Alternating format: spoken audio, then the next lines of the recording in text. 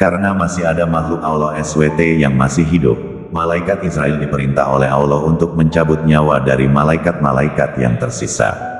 Kiamat adalah istilah yang mengacu pada akhir dari dunia. Meski sampai sekarang tidak ada yang mengetahui secara pasti kapan kiamat terjadi, namun sebagai muslim, kita wajib beriman kepada hari kiamat. Tidak sempurna iman seseorang yang tidak mengimani hari kiamat. Seperti yang telah dijelaskan sebelumnya, hari kiamat adalah akhir dari dunia. Artinya, pada hari semua makhluk akan menghadapi akhirnya, yang hidup akan mati, dan semuanya terbentuk akan dihancurkan. Pada hari kiamat, bumi, planet-planet, dan segala hal yang ada di alam semesta akan dihancurkan. Sementara itu, semua yang hidup mulai dari manusia, tumbuhan, hewan, jin, dan malaikat, semuanya akan mati di hari kiamat. Jika semua hidup, termasuk malaikat akan mati di hari kiamat, lalu bagaimana cara Israel sang malaikat pencabut nyawa mati? Pada hari kiamat, semua makhluk Allah SWT memang akan mati, termasuk malaikat Israel yang bertugas mencabut nyawa. Berikut adalah kisah kematian malaikat Israel, yang ditiupnya sangkakala. Adapun menjelang datangnya hari kiamat ditandai dengan suara tiupan sangkakala. Adapun yang bertugas meniup sangkakala ini adalah malaikat Israfil. Sementara itu, masih ada perbedaan pendapat di kalangan para ulama mengenai berapa kali sangkakala akan ditiup. Ada yang berpendapat bahwa sangkakala ditiup sebanyak 2 kali, ada pula yang berpendapat sangkakala ditiup 3 kali. Terlepas perbedaan pendapat tersebut, kejadian setelah sangkakala pertama kali ditiup adalah terjadinya kepanikan. Kepanikan ini tidak hanya terjadi di antara manusia saja, melainkan di antara semua makhluk.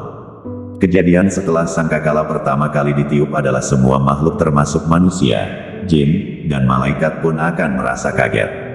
Baru setelah itu akan terjadi kekacauan, karena semua makhluk mengetahui bahwa hari kiamat akan segera tiba. Setelah tiupan sangkakala pertama, akan ada tiupan sangkakala berikutnya. Ketika sangkakala ditiup lagi, maka semua makhluk yang hidup akan mati, kecuali malaikat Israfil, malaikat Jibril, malaikat Israel, dan Hamalatul Arsy. Malaikat Israel mencabut nyawanya sendiri. Karena masih ada makhluk Allah SWT yang masih hidup, malaikat Israel diperintah oleh Allah untuk mencabut nyawa dari malaikat-malaikat yang tersisa. Sekarang tinggal malaikat Israel saja, makhluk Allah SWT yang masih hidup. Kemudian Allah SWT berfirman, "Hai malaikat maut, malaikat Israel, tidakkah kamu mendengar firmanku? Kullu nafsin saikatul maut, tidakkah engkau tahu setiap yang bernyawa itu akan merasakan mati?" Allah SWT berfirman lagi, "Aku jadikan engkau untuk tugas itu dan engkau juga harus mati." Dalam riwayat lain diceritakan bahwa ketika Allah SWT memerintahkan malaikat Israel untuk mencabut nyawanya sendiri, maka pergilah malaikat Israel ke sebuah tempat antara surga dan neraka.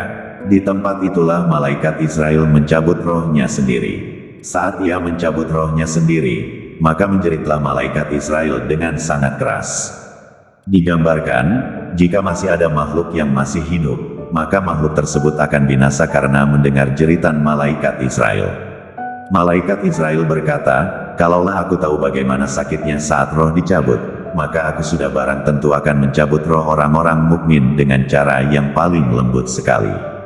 Setelah malaikat Israel tercabut nyawanya dan mati, maka tinggal Allah SWT sajalah yang maha berdiri, maha esa, maha berkuasa. Demikianlah kisah kematian malaikat maut yang mencabut nyawanya sendiri. Hal ini menunjukkan, semua yang hidup akan mati. Bahkan malaikat maut pun memiliki kematiannya sendiri. Hanya Allah SWT saja yang akan terus hidup dan berdiri, bahkan di hari kiamat. Allah menghidupkan malaikat Israfil. Setelah itu, Allah SWT kemudian menghidupkan malaikat Israfil dan Hamalatul Arsy. Setelah malaikat Israfil hidup kembali, dia diperintahkan untuk meletakkan sangkakala di mulutnya, sembari menunggu perintah berikutnya dari Allah SWT. Ketika malaikat Israfil meniup sangkakala untuk sekali lagi, maka semua yang telah mati akan dibangkitkan kembali. Tiupan sangkakala kedua dan ketiga ini ditunjukkan oleh firman Allah Ta'ala dalam surat Az-Zumar ayat 68 yang artinya, "Dan ditiuplah sangkakala, maka matilah siapa yang di langit dan di bumi kecuali siapa yang dikehendaki Allah." Kemudian ditiup sangkakala itu sekali lagi, maka tiba-tiba mereka berdiri menunggu putusannya masing-masing. QS Az-Zumar 39:68. Setelah itu, Allah menghidupkan malaikat Jibril, kemudian menghidupkan malaikat Mikail. Setelah kedua malaikat tersebut dihidupkan kembali, keduanya diperintah untuk pergi ke makam Rasulullah SAW dengan membawa berbagai perhiasan dari surga. Setelah itu, Allah SWT menghidupkan Nabi Muhammad SAW, dan diikuti oleh kebangkitan seluruh makhluknya. Pada saat inilah, semua manusia akan dikumpulkan di padang mahsyar, kemudian dihisap amal perbuatannya, kemudian diberikan balasan atas perbuatannya selama hidup di dunia.